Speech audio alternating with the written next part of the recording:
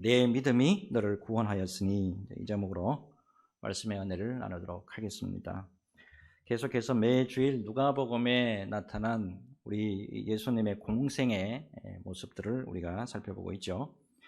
자, 오늘 본문을 딱 들여다보니까 이름이 알려지지 않았어요. 자, 이름 없는 한 여인의 행적을 기록하고 있습니다.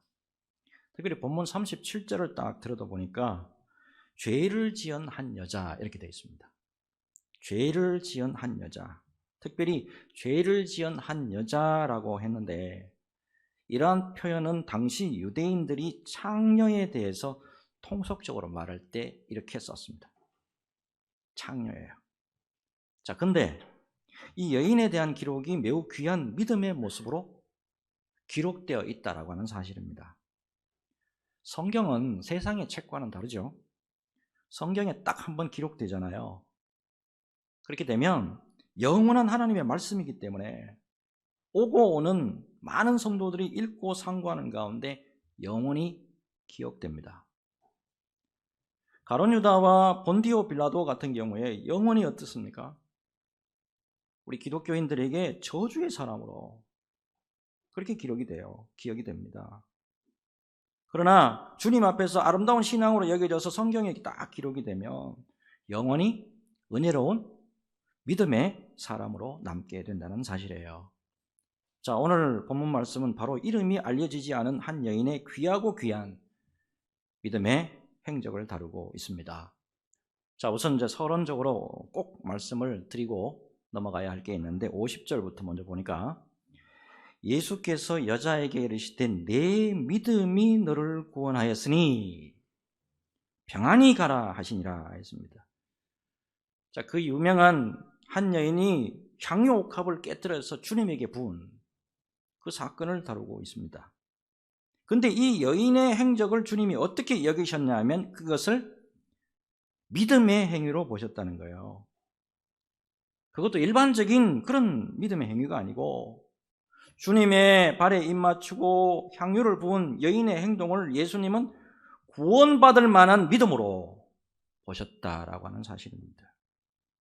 그래서 성경에 지워지지 않는, 잊어버릴 수 없는 그런 귀한 믿음의 사건으로 기록되어 있습니다. 여러분, 오늘 특별히 말씀을 좀 보시면서 우리 믿음의 현 주소를 한번 되새겨보는 시간이 되었으면 좋겠습니다. 히브리서 11장 6절 말씀 잘 아시죠? 히브리서 11장 6절에 믿음이 없이는 하나님을 기쁘시게 하지 못하나니 했습니다. 혹시 영어 성경 갖고 계신 분 영어 성경을 한번 보세요. 뭐라고 되어 있나 하면 믿음이 없이는 하나님을 기쁘시게 하는 것이 it is impossible, 불가능하다, 이렇게 되어 있습니다. 여러분, 우리에게 주님이 진정으로 기뻐하시는 믿음의 모습이 있을까요? 자, 말씀 깊이 상고하시면서 주님의 세미한 음성이 들리는 귀한 시간 되셨으면 하는 마음 간절합니다. 말씀의 은혜가 넘치시기를 예수 그리스도 이름으로 축복합니다. 자, 그렇다면 본문에 나오는 이 여인의 행적이 왜 주님이 보시기에 귀한 믿음의 사건이 되었느냐, 두 가지만 살펴보겠습니다. 자, 첫째, 실마리가 나오는데 37절하고 38절을 보세요. 그 동네에 죄를 지은 한 여자가 있어 예수께서 바리새인의 집에 앉아 계심을 알고 향유 담은 옥합을 가지고 와서 예수의 뒤로 그 발 곁에 서서 울며 눈물로 그 발을 적시고 자기 머리털로 닦고 그 발에 입맞추고 향유를 부으니 했습니다. 옥합에 담긴 향유를 주님에게 부은 사건인데, 자, 이 본문을 딱 보시면서 마태복음 26장에 나오는 막달라 마리아의 향유 옥합을 깨뜨리는 기록을 연상하실지 모르겠습니다. 마태복음 26장 6절에서 13절의 말씀 보면 예수님이 베다니 나병 환자 시몬의 집에 계실 때의 사건과 거의 흡사합니다. 오늘도 보면 시몬이라는 사람이 동일하게 이름이 똑같아요. 자, 이때 한 여인이 매우 귀한 향유 한 옥합을 가지고 식사하시는 예수님께 붓습니다. 이거를 본 가룟 유다가 그거를 300데나리온에 팔아서 가난한 자들에게 나누어 줬으면 더 좋을 뻔했다 라고까지 하는 말 잘 아시죠? 자, 이때 예수님께서 이 여자가 향유를 부은 것은, 이 여자가 내게 향유를 부은 것은 앞으로 내 장사를 위해서 한 것이다 라고 말씀하시면서 이렇게 말씀하시잖아요. 자, 마태복음 26장 13절에 내가 진실로 너희에게 이르노니 온 천하에 어디서든지 이 복음이 전파되는 곳에서는 이 여자가 행한 일도 말하여 그를 기억하리라 하시니라. 이와 동일한 말씀은 마가복음 14장에도 나오고 요한복음 12장에도 나옵니다. 자, 그런데 이 기록과 오늘 본문의 기록은 서로 다른 곳에서 일어난 일입니다. 자, 앞에서 말씀드린 막달라 마리아의 향유 옥합을 깨뜨린 사건은 베다니, 자, 지금 지도를 보시면 아래쪽이죠. 예루살렘 바로 가까이 있는 베다니, 여기서 일어난 일이고, 오늘 본문이 일어난 곳은 7장 1절을 보시면 아시겠지만 북쪽입니다. 갈릴리 지방 가버나움에서 일어난 일이에요. 자, 어쨌든 간에 죄를 지은 한 여자가요, 이 향유 담은 옥합을 가지고 와서 주님의 발에 붓습니다. 앞에서 말씀드린 것과 같이 이 여자는 아무래도 창녀인 듯합니다. 자, 무엇보다도 이 여인은 주님에게 자신의 죄를 씻어내고 구원받기를 간절히 바랬던 것 같아요. 그래서 믿음으로 주님께 나아가서 당시 값비싼 것으로 추정되는 향유를 주님께 아낌없이 부었어요. 그 당시에 이스라엘에서 왕이나 제사장이나 귀한 손님이 오시면 향유를 발라주면서 그 사람에게 대한 경의를 표했다고 전해집니다. 자, 이 향유 잘 아시는 바대로 이스라엘 여인들에게 매우 값질뿐만 아니라 이거 굉장한 의미가 있는 겁니다. 이거는요, 친정 어머니에게서 딸에게로 이렇게 계속 전수가 됐는데 값어처럼 느낄 만큼 값어치가 있었어요. 대개 향유의 값어치가 상당했다고 하는데 마태복음 26장에 의하면 향유 옥합의 가격이 300데나리온이다 라고 나오잖아요. 300데나리온, 성인의 1년치 품삯입니다. 성인의 1년 연봉에 해당하는 가격이에요. 당시의 구매력으로 봤을 때 상당한 가치가 있는 거예요. 근데 38장 하반부에 나오는 모습을 딱 보면 향유를 부으니 그랬잖아요. 원래 향유는 옥합에서 조금씩 드러내서 쓰는 거예요. 근데 이때 상황으로 봤을 때는 전부 주님에게 부어드렸던 것 같습니다. 거기다가 한 가지 더 주목해야 될 게 있죠. 이 머리털로 주님의 발을 씻는 행위예요. 여러분, 이스라엘의 여자는 함부로 남자 앞에서 머리카락 보이지 않습니다. 왜요? 여자의 정조의 개념이기 때문에 그렇습니다. 이 여인은요, 자신의 재산적으로 가장 중요하게 여기는 것 중에 하나인 이 향유, 이거 다 주님에게 지금 부어드렸어요. 그리고 또 자신에게 있어서 가장 내면의 가치로 귀중하게 여기던 정조인 이 머리털마저 다 내어놓고 주님이여, 내가 은혜 입기를 원합니다. 주님이여, 내가 구원받기를 소원합니다. 빌었던 것 같습니다. 이때 주님의 선언이 나오잖아요. 46절, 47절입니다. 너는 내 머리에 감람유도 붓지 아니하였으되 그는 향유를 내 발에 부었느니라. 이러므로 내가 네게 말하노니 그의 많은 죄가 사하여졌도다. 이는 그의 사랑함이 많음이라. 사함을 받은 일이 적은 자는 적게 사랑하느니라. 그의 많은 죄가 사하여졌도다. 이거 엄청난 선포 아닙니까? 이 여인의 행적이 주님에게 또한 어떻게 또 선포되게 하시냐면 그의 사랑이 많음이라. 이 여인의 헌신적인 모습이 주님에게 귀한 사랑의 모습, 그리고 귀한 믿음의 모습으로 지금 선포되고 있는 거예요. 자, 오늘 이 여인의 향유를 주께 붓고 머리털로 주님의 발을 씻는 행위는 오늘날의 용어로 바꾸어 본다면 믿음으로 드리는 헌신이다. 믿음으로 드리는 헌신이다. 이렇게 바꿔서 표현할 수 있을 것 같습니다. 이것을 본다 그러면 주님께서 믿음의 귀한 헌신으로 인정해 주시는 것이 무엇이냐? 다시 한번 생각할 수가 있습니다. 특별히 여러분, 오늘 본문에서 우리 주님이 믿음의 귀한 헌신으로 인정하는 것이 이것이야말로 믿음이다 라고 인정하는 것이 비싼 향유 바친다고 해가지고, 그리고 자신의 내면 가치로 소중하게 여기던 것을 주님께 내어드리는 것에 있지 않다라는 것을 잘 말씀을 통해서 깨우칠 필요가 있습니다. 그게 어디 나오냐면 40절부터 47절까지를 잘 보셔야 돼요. 40절에서 47절을 보면, 자, 500데나리온 빚을 진 사람하고 50데나리온 빚을 진 사람이 있습니다. 근데 둘 다 갚을 능력이 없어요. 둘 다 갚을 능력이 없어가지고 빚 주는 사람이 다 탕감을 해주었습니다. 그렇다면 누가 더 빚 주는 사람을 사랑할까요? 당연히 많이 탕감을 받은 자일 것임에 틀림이 없죠. 세상에서 죄인 취급받던 여인입니다. 같은 동네 사는데도 창렬하고 멸시받고 천대받던 그런 불쌍한 여자예요. 그런데 자신의 중심을 온전히 드리면서 주님에 대해서 믿음과 사랑을 고백해드렸단 말이에요. 놀랍게도 주님이 그 중심을 보시고 그 믿음과 사랑을 인정해 주셨다라고 하는 사실입니다.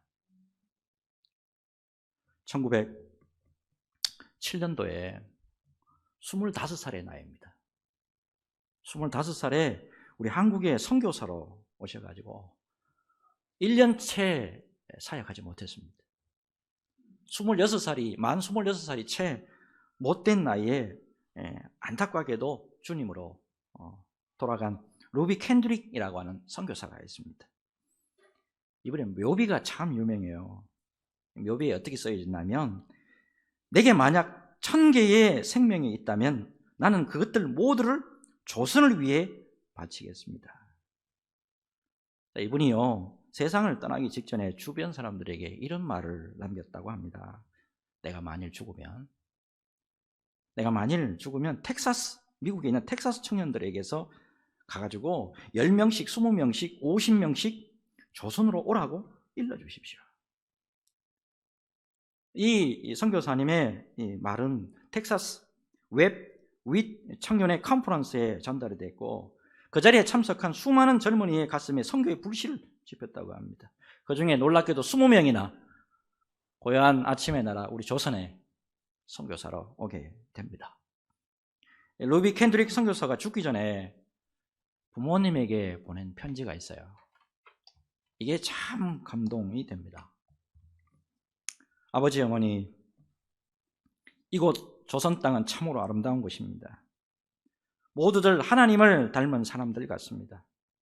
선한 마음과 복음에 대한 열정으로 보아 아마 몇십 년이 지나면 이곳은 예수님의 사랑이 넘치는 곳이 될 것 같습니다. 저는 복음을 듣기 위하여 20km를 맨발로 걸어오는 어린아이들을 보았을 때 그들 안에 있는 하나님의 사랑 때문에 오히려 위로를 받습니다.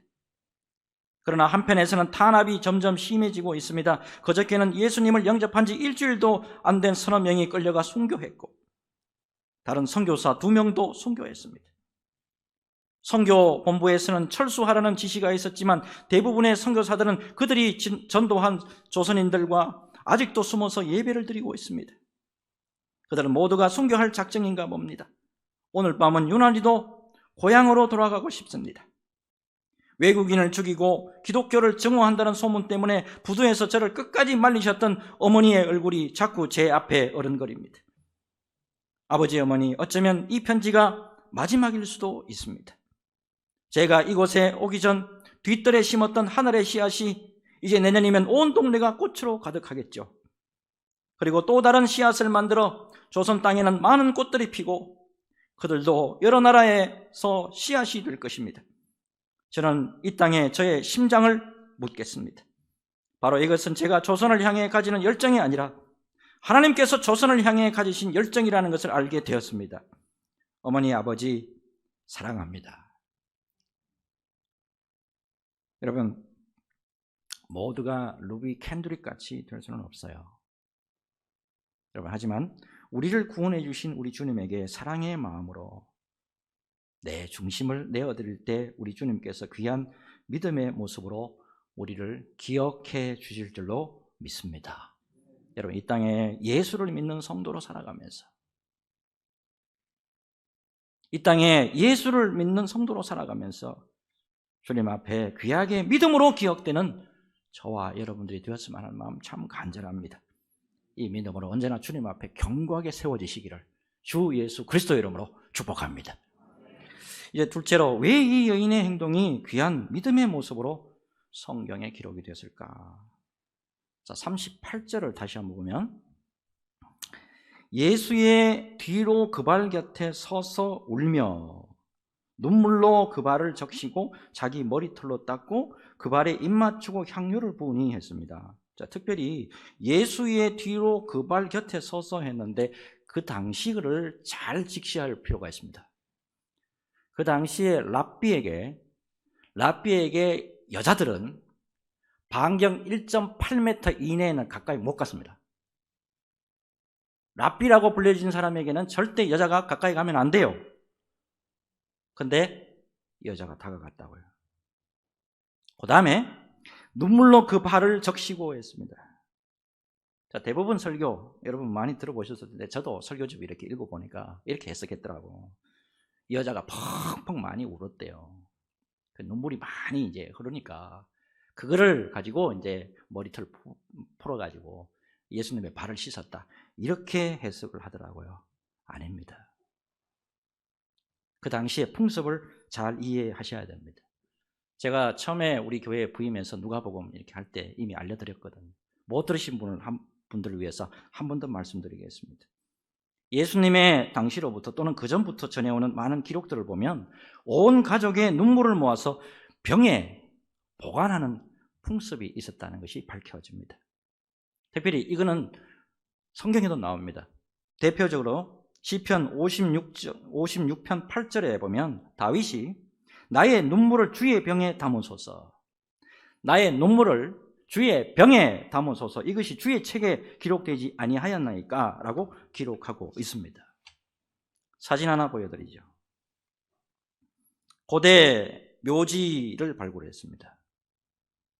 그 안에 보니까 수많은 눈물병들이에요. 눈물병들이 출토가 됐습니다. 바닥은 좀 넓고 아구는 전부 다 이렇게 깔때기 모양으로 되어 있습니다. 예를 들어서 그 가정에 누가 심하게 아프거나 돌아가시게 되면 모든 가족들이 각기 자기 눈물병을 가지고 모입니다. 슬피 울 때, 눈물이 흐를 때 이 눈물병에다가 자기 눈물을 담았습니다. 이 눈물병은 이 사람들에게 매우 거룩한 거예요. 그럼 매우 소중한 거예요. 할아버지 때로부터 시작해서 어린아이에 이르기까지 가슴을 에이는 듯한 모든 고통과 슬픔과 사별, 그게 여기에 다 들어있는 거예요. 특별히 어떤 사람이 죽으면 그 눈물병은 가장 성스러운 유물로 그 사람과 함께 묻어 주었습니다.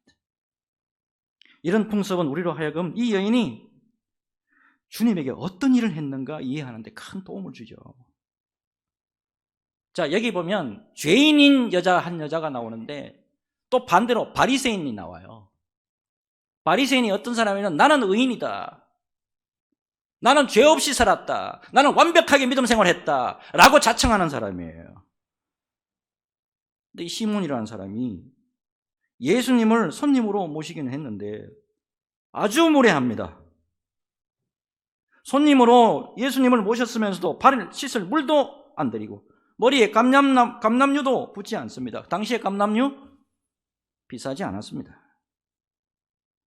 자, 근데 이 불쌍하고 죄 많은 여인은 용서와 은총과 새로운 삶을 열망한 나머지 자기 눈물병을 딱 들고 와가지고 주님의 피곤해 지친 먼지투성이의 발 위에다가 붓고 긴 머리털로 닦아냈습니다. 주님이여 은혜를 구하기를 소원합니다. 주님이여 나에게 믿음을 허락하여 주시옵소서. 주님이여 나에게 구원을 허락하여 주시옵소서. 그런 마음으로 말이죠. 결국 이 눈물은 이 여인의 인생에 있어서 삶과 삶의 애환과 고뇌와 한을 담은 결정체예요. 결국에 이 여인은 죽은 후에 눈물병 없이 그냥 매장되었을 거예요. 이 땅에서 자신의 인생에 있어서 귀한 흔적이라고 할 수 있는 그 눈물 주님에게 다 쏟아버리고, 내게 있는 것 주님에게 다 쏟아버리고, 그리고 주님의 품으로 갔을 거예요.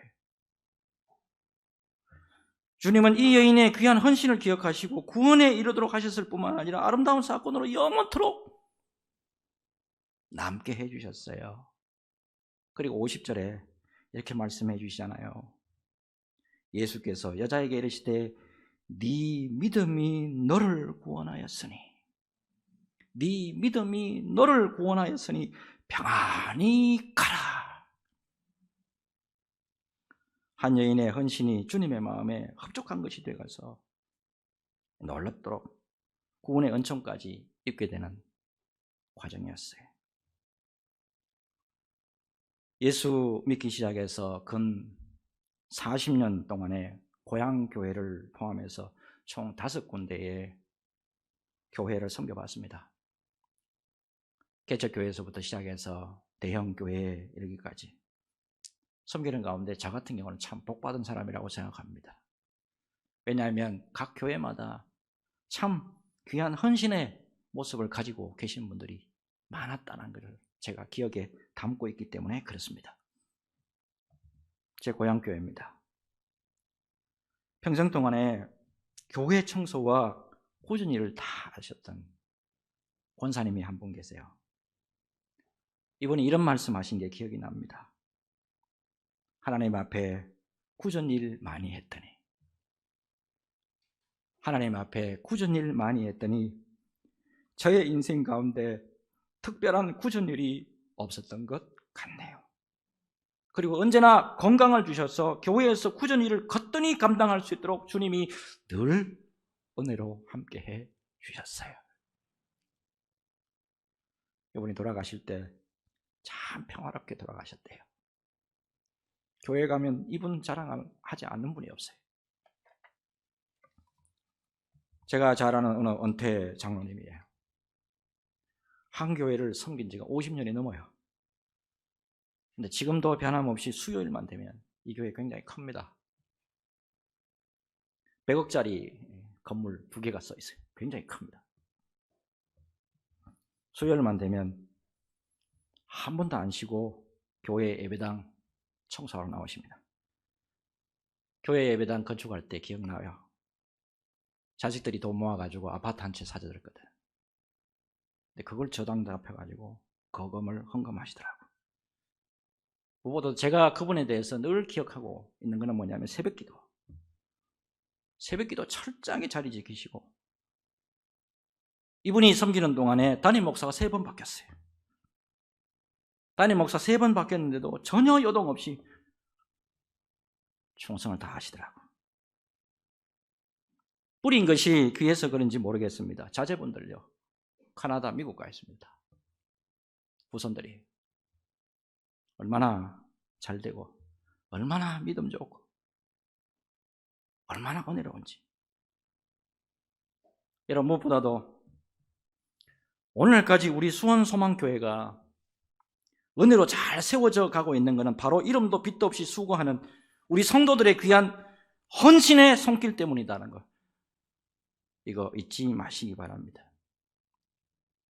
지금부터 7년 전입니다. 2016년 2월 28일 제가 우리 교회 3대 담임 목사로 부임할 때만 해도 우리 교회 정말이지 힘든 것 자체였어요. 하지만 어려운 형편을 바라보지 않고 은혜와 사랑의 주님을 바라보면서 오늘까지 변함없이 수고해 주신 우리 성도들의 눈물과 기도로 우리 교회가 많은 부분에서 회복될 수 있었습니다. 사랑하는 여러분, 믿음의 길을 가면서 2가지를 꼭 기억해 주시기 바랍니다. 2가지. 자, 첫째, 갈라디아서 6장 8절입니다. 같이 읽겠습니다. 같이 읽겠습니다. 시작. 자기의 육체를 위하여 심는 자는 육체로부터 썩어질 것을 거두고 성령을 위하여 심는 자는 성령으로부터 영생을 거두리라. 아멘. 심는 대로 거둡니다. 하나님의 나라를 위해서, 주님을 위해서 심을 때 썩지 않는 놀라운 은혜의 열매 거둔다는 것을 믿음으로 받으시길 바랍니다. 두 번째, 고린도전서 15장 58절. 고린도전서 15장 58절 같이 읽습니다. 시작. 그러므로 내 사랑하는 형제들아, 견실하며 흔들리지 말고 항상 주의 일에 더욱 힘쓰는 자들이 되라. 이는 너희 수고가 주 안에서 헛되지 않을 줄 알미라. 아멘. 주님 사랑하는 마음으로 주님 앞에서 기도하고 힘쓰고 애쓴 거 절대 헛되이 돌아오는 법이 없다라는 사실이에요. 주님 앞에서 아름다운 헌신을 통해서 귀한 믿음의 모습으로 인정받고 칭찬받는 저와 여러분 모두가 되었으면 하는 마음을 간절합니다. 귀한 은혜로 언제나 주님 앞에서 변질되지 않는 믿음, 그리고 견고한 믿음으로 세워지셔서 우리로 말미암아 주 예수 그리스도의 이름이 존귀케 되는 역사가 있기를 간절히 소원합니다. 이 은혜로 승리하시기를 예수님의 이름으로 축복합니다. 같이 눈을 감으시고 기도하겠습니다.